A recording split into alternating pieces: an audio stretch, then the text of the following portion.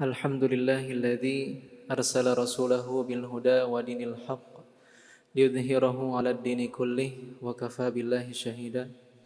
Asyhadu an la ilaha illallah wahdahu la syarika lah wa asyhadu anna Muhammadan abduhu wa rasuluh alladzi la nabiyya ba'da amma ba'du. Allahumma ati nufusana taqwaha wa zakkiha anta khairu man zakkaha anta waliyuha wa maulaha. Bersyukur kepada Allah Subhanahu wa taala kita panjatkan.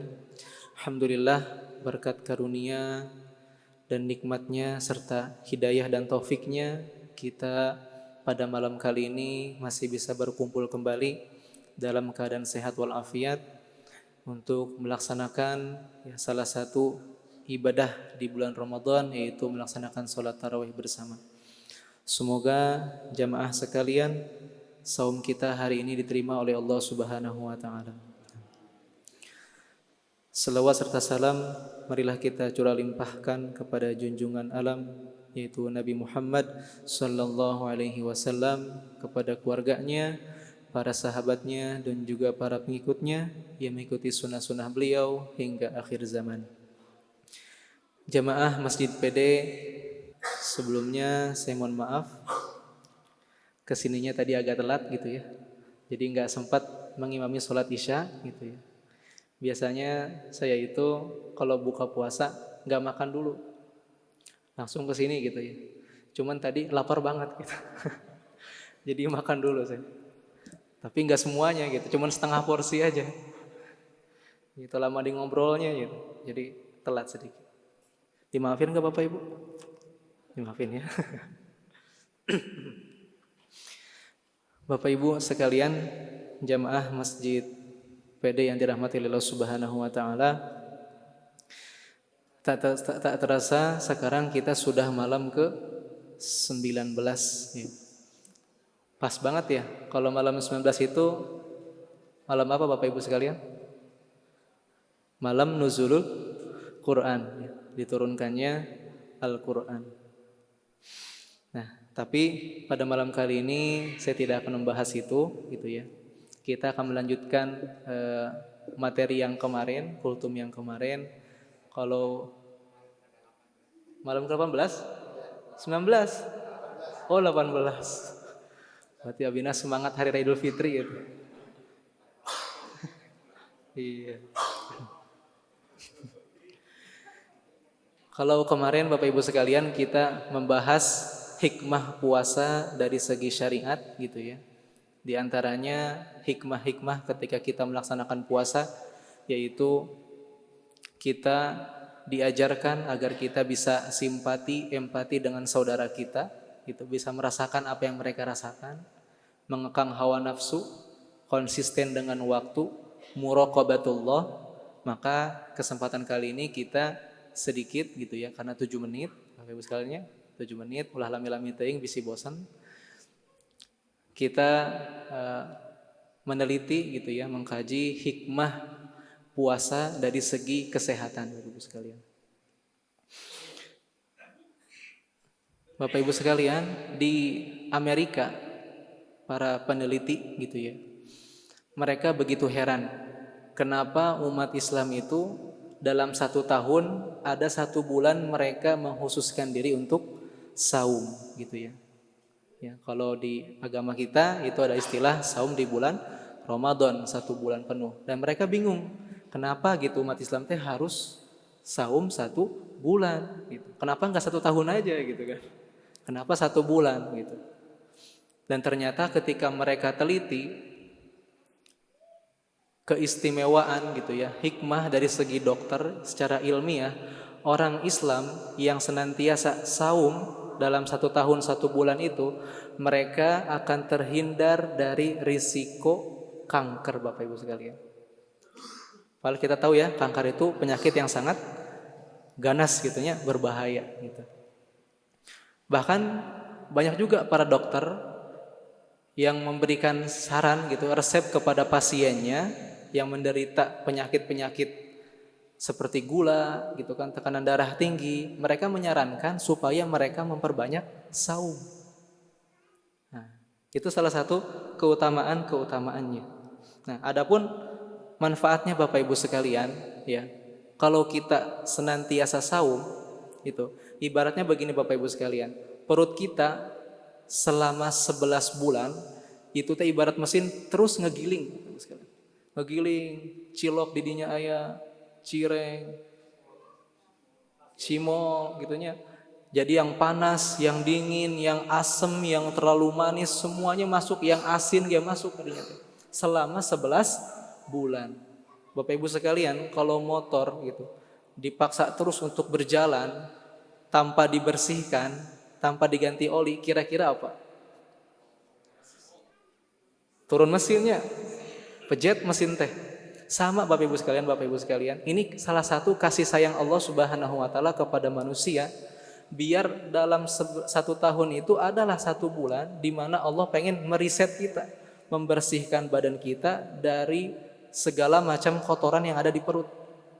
Karena semua jenis penyakit itu berawal dari perut Bapak Ibu sekalian. Dari apa yang kita makan, termasuk pikiran. Pikiran ge ulah seueur-teuing pikiran Bapak Ibu sekalian. Kita geser emuteun gitunya, mata penyakitan. Nah, termasuk dari perut Bapak Ibu sekalian. Makanya ada salah seorang sahabat, dia mengeluh gitu ya, mengeluh kepada sahabat Abdullah bin Umar, anaknya Umar bin Khattab. Wahai Abdullah bin Umar, kira-kira kamu tahu gak obat supaya saya ini BAB-nya lancar? Soalnya udah beberapa hari ini BAB saya nggak lancar. Saya nyari obat, berobat ke sana kemari nggak ada obatnya. Kata Abdullah bin Umar apa? Kami selama hidup ketika makan tidak pernah kenyang. Berarti sesuai dengan sabda Rasulullah Shallallahu Alaihi Wasallam, sepertiga untuk makanan, sepertiga untuk air, sepertiga lagi untuk udara, Bapak sekalian. Nah, jadi kalau di perut kita itu ada lambung. Nah, di lambung itu tempat berkumpulnya makanan, ya, di perut, di lambung. Nah, kemudian udara itu ada di paru-paru. Dan ada sekat di antara lambung dan paru-paru. Kalau misalnya lambung kita terlalu penuh, maka dia akan naik ke atas sehingga mempersempit gerak paru-paru sehingga akhirnya sesek Bapak Ibu sekalian. Makanya biasanya orang yang makan terlalu banyak gitunya, ketika buka puasa gitu kan, segala dipeser, wareg teh. Tos we kieu cicing berat itu teh. Engap gitunya. Karena apa? Itu teh udah overload ibaratnya gitunya. Nah itu teh tidak disarankan oleh Rasulullah SAW. Makanya beliau ketika berbuka menyarankan kepada para sahabat supaya apa? Makan kurma dulu. Makan kurma dulu Bapak. Jadi sanes es teler. Jadi sanes bala-bala. Kurma Sunda itu teh bala-balanya. Jadi yang ringan-ringan dulu, kurma, yang manis-manis dulu, ada sirup, ada teh gitu kan. Kurma dulu. Setelah kurma ya kita minum gitu ya. Terus baca doa, zahabat dhama'u wa batalatil uruku wa thabatal ajru insyaallah. Nah, udah ngebatalin, kita langsung sholat. Habis sholat baru digaskeun makan gitunya. Tapi ingat Bapak Ibu sekalian, ya, makanya jangan terlalu berlebihan. Sebab lawan berlebihan sok tundung kita tarawihna. Udah berlebihan gitu. Tapi kayak karawas gitu. Ya, lamun tengimaman gitu nya. Kan sok semangat makan teh gitu. Bakat kulapan gitu. Seueur makan teh, sok tundung kira teh, nundutan we gitu. Nah, makanya kalau berbuka gitu Bapak Ibu sekalian, kalau kita makan tidak perlu banyak-banyak, cukup ya seperlunya saja gitu. Jangan sampai kita terlalu kekenyangan gitu. Nah, di sini ketika saya baca dari sebuah buku dan dengar ceramah gitu ya, dari beberapa sumber, di antara ya, manfaat ketika kita puasa Bapak Ibu sekalian itu gula darah turun. Gula darah turun gitu ya. Berbeda ya antara orang yang berpuasa dengan yang tidak berpuasa. Itu gula darahnya beda jauh. Sekitar 20 mililiter gitu ya. Saya lihat di dalam buku tuh. Gula darahnya turun gitu kan. Tekanan darahnya turun ya. Kemudian Kalau kita saum itu teh otomatis kan tubuh kosong Bapak Ibu sekalian. Nah, maka nanti tubuh itu akan memakan sel-sel yang rusak di dalam tubuh. Ya. Jadi sel-sel yang rusak itu akan dimakan oleh tubuh sehingga apa? Orang yang saum itu biasanya terlihat kulitnya lebih segar, lebih kencang, lebih muda. Nah, itu salah satu keistimewaannya gitu Bapak Ibu sekalian gitu ya. Nah, jadi baik untuk kesehatan kulit ya. Tapi manfaat-manfaat itu gitu ya, gula darah turun gitu kan. Kemudian tekanan darah turun, kulitnya menjadi sehat, badannya menjadi sehat gitu kan, bersih dari kotoran-kotoran, penyakit-penyakit. Tapi ada syaratnya. Syaratnya apa? Jangan menjadikan sahur dan buka itu ajang balas dendam. Gitunya.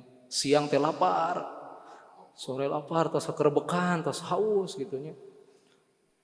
Jol buka puasa teh 2 piring melentung gitunya. Segala dipeser gitunya. Sahur ge sami abisin teh lapar gitunya. Minum 8 gelas ya. Nah, itu teh terlalu berlebihan Bapak Ibu sekalian. Kalau seperti itu percuma, gula darahnya tetap gitu aja gitu. Nggak bakal terasa manfaatnya. Nah, oleh karena itu kita jangan berlebihan ya, secukupnya saja gitu ya. Insya Allah kalau niat kita kuat gitu ya, kita sudah niat dari malam untuk saum, insya Allah besok tubuh bakal kuat Bapak Ibu sekalian. Kobe kayak karawas gitu. Ketika kita niat puasa dari malam, walaupun sahurnya cuma sedikit, tapi itu ketika siang sampai sore nggak kerasa lapar, nggak kerasa haus, biasa wae gitu.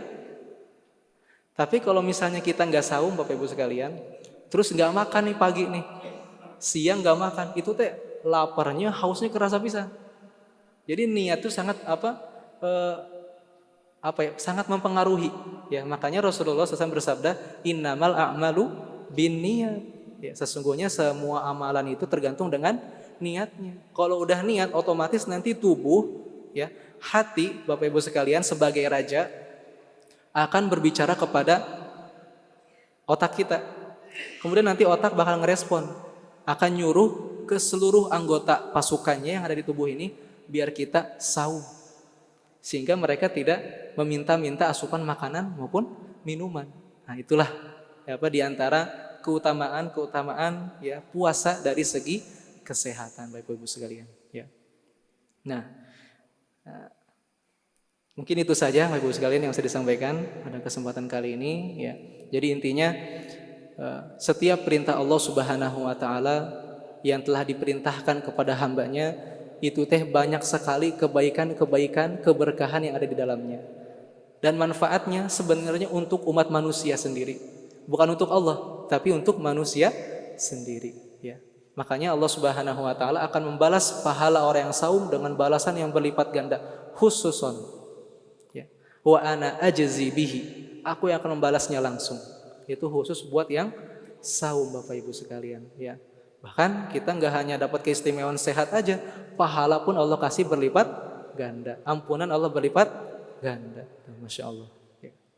Itu saja Bapak Ibu sekalian yang bisa disampaikan pada kesempatan kali ini.